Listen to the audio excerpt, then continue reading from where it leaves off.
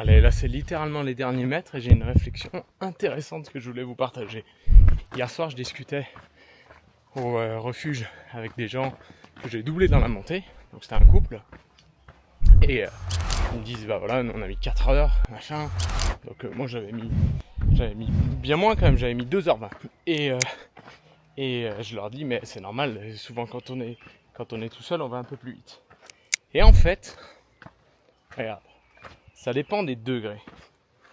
Si t'es avec quelqu'un, si t'es à deux, et que t'es avec quelqu'un de moins fort que toi, tu vas aller moins vite, c'est sûr. Si t'es avec quelqu'un de plus fort que toi, tu vas aller plus vite.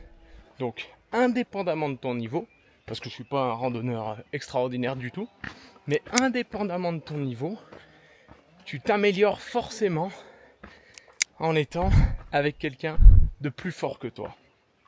Et ça marche dans tous les aspects de la vie.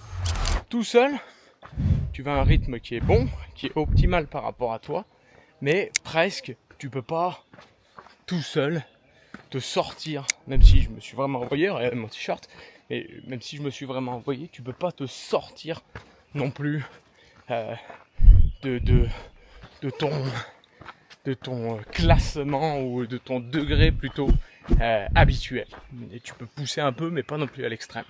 Si tu es avec quelqu'un de moins fort que toi, tu vas avoir tendance à aller plus doucement. Pareil, dans le business, si tu t'entoures que de gens qui sont moins bons que toi, tu seras le meilleur des moins bons, tu ne seras pas un des bons. Si tu t'entoures qu'avec des bons, tu vas avoir tendance à devenir le moins bon des bons. Mais paradoxalement, être le moins bon des bons, le moins bon avec des gens qui sont meilleurs que toi,